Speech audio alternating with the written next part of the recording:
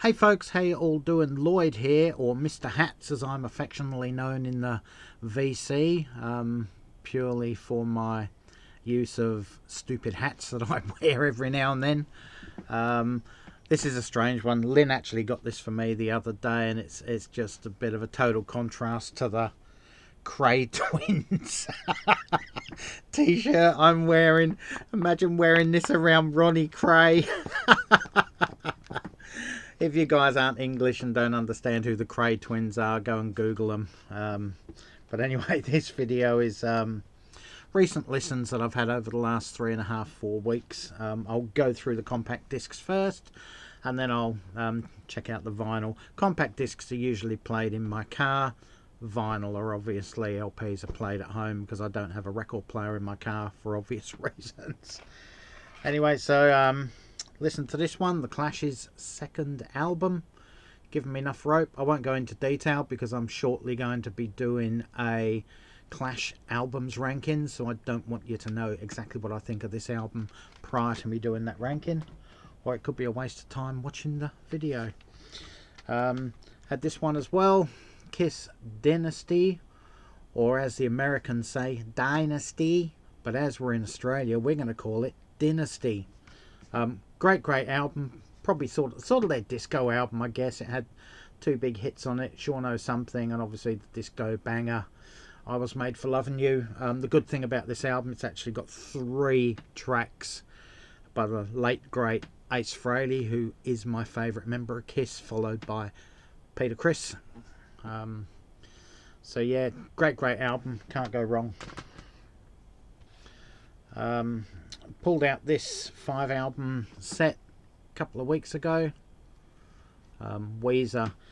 It contains Weezer the Blue album, Pinkerton, Weezer the Green album, Maladrate, is it? And Make Believe. So 5 studio albums on there. Only pulled this out because Lynn said she was a big fan of Weezer, and I hadn't played them for a while, so I thought I'd get this out, and I played the first 3 albums, the Blue album, Pinkerton, the Green album. You know, they're not bad. They're not my favourite band, but when I'm in the mood to listen to them, they are really good. Also played this, one of the greatest albums of all time, Deja Vu, Crosby, Stills, Nash and Young. Great album.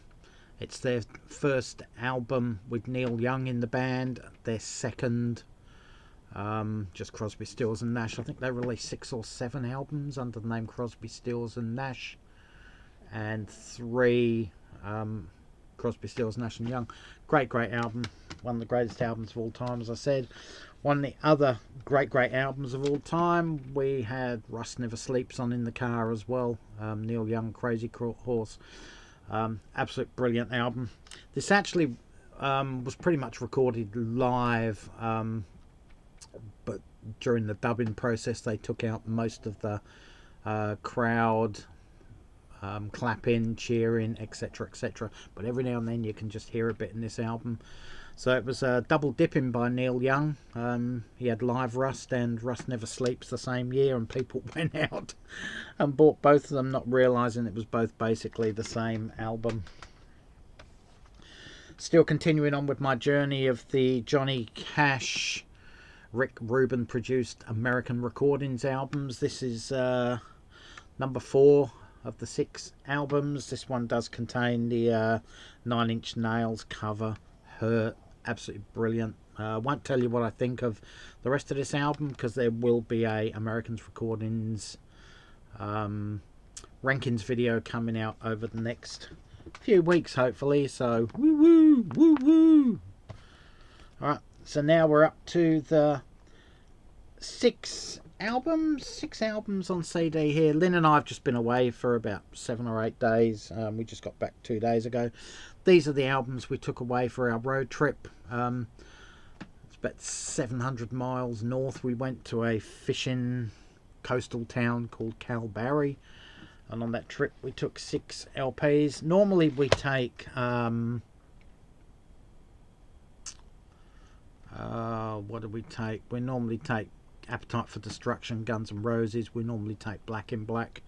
AC/DC, there's usually a John Fogerty or a Creedence album that we take, simply because they're good driving records. But this time we tried something different. Took this one, haven't heard that for a long while, so I thought I'd get that one out, cut the crap. I won't tell you what I think of this album again. There's going to be a Clash albums ranking video in the near future, probably next couple of days, I'd say.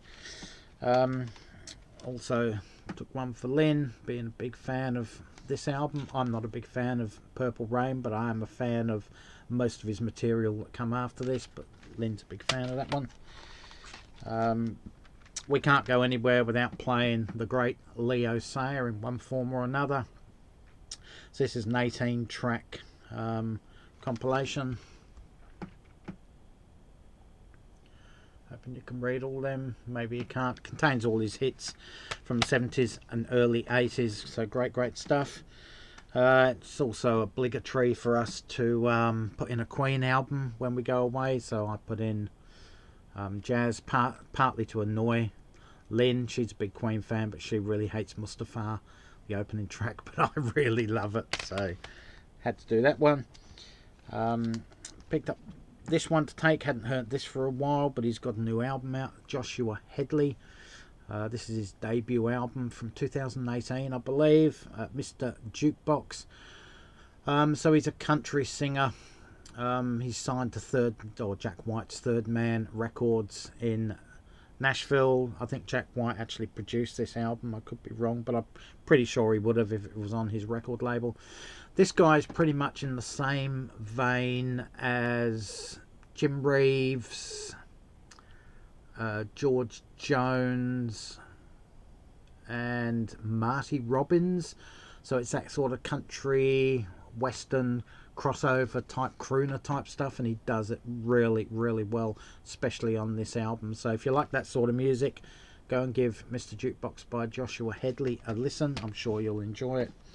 Finally, we have to take a AC/DC album with us. We usually take two, Back in Black, and this one, Razor's Edge, contains quite possibly Lynn and I's favourite single / song of all time in Thunderstruck. So great album, and they're the ones we've been listening to compact disc lately. Now we'll get on to the LPs we've been listening to.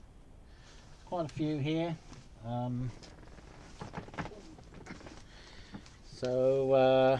I got out Milk and Honey, John and Yoko. Very good album. Obviously it was recorded before he died. It wasn't released till 1984. The big single off this album was Nobody Told Me. Great album. It follows the same lines as Double Fantasy, where John sings a song, Yoko sings a song, John, Yoko. Very good. I like all of Yoko's songs on here, the same as I do on Double Fantasy. Very good album in my opinion. Decided to don't give a monkeys about anything and have some Chaz and Dave there. Gertrude, Rabbit.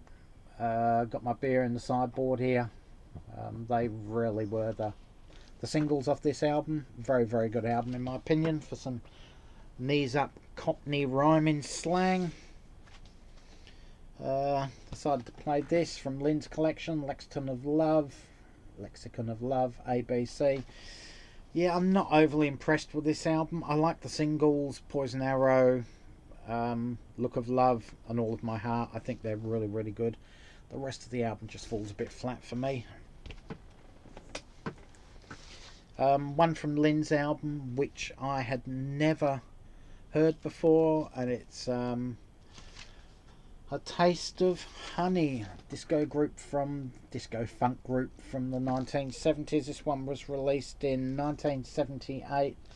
When I listened to the album, I was aware of the song In Hindsight, Boogie Oogie Oogie.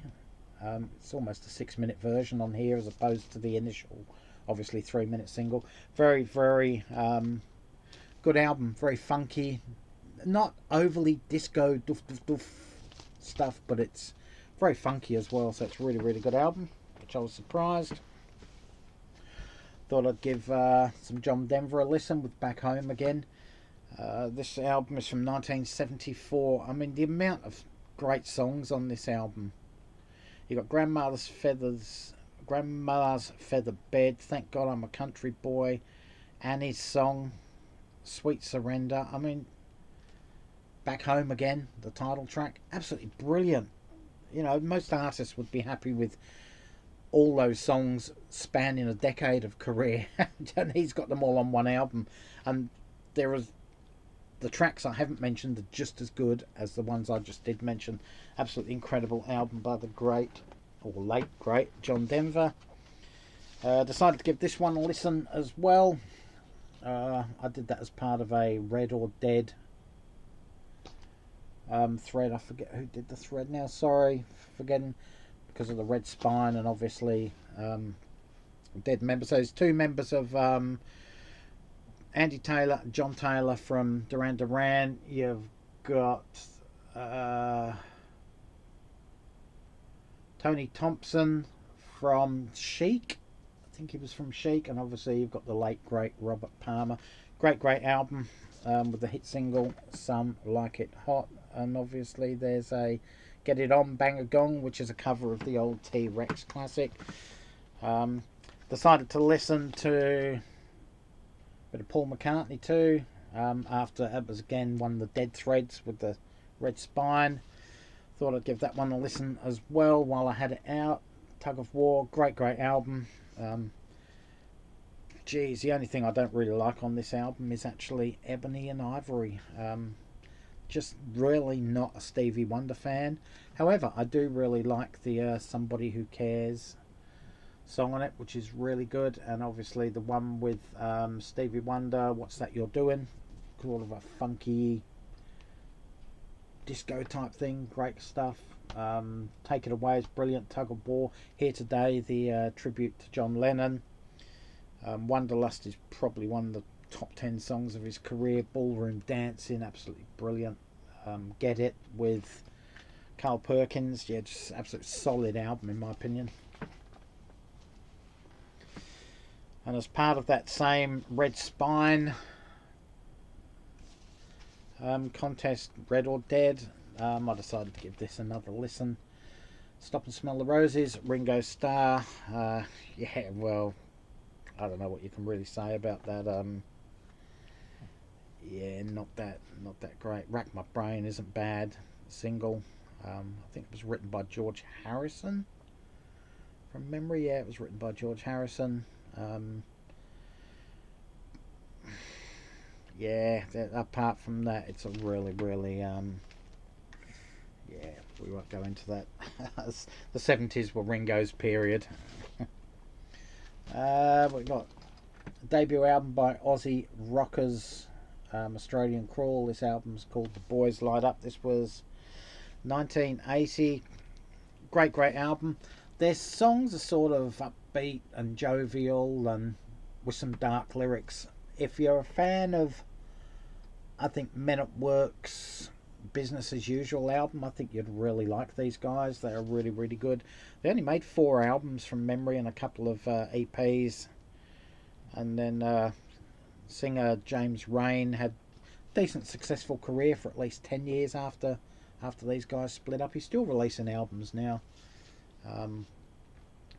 But yeah, just a solid debut album by a great Australian rock band.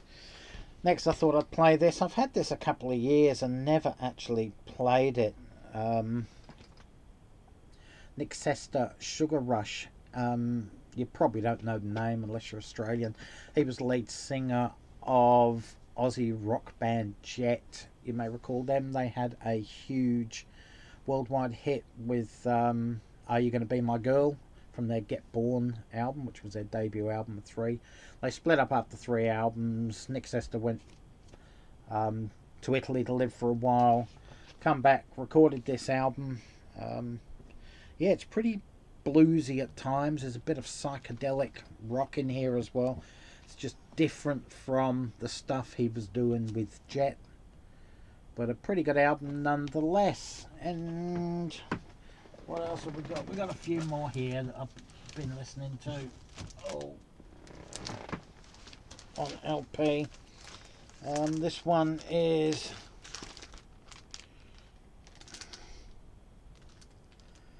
don't even know what this one's called. I don't know. Let me see. Please. It's not good when you don't remember the name of an album. I think it's Planet Earth. Anyway, it's Prince. Yeah, pretty good album. It's obviously not brilliant because I would have remembered it, but it's not a bad album. I would just remember it not being a god awful album anyway, so it must have been pretty darn good.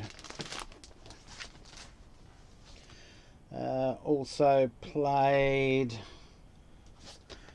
this one, which is 4,000 Weeks Holiday, Ian Dury. This was from 1983.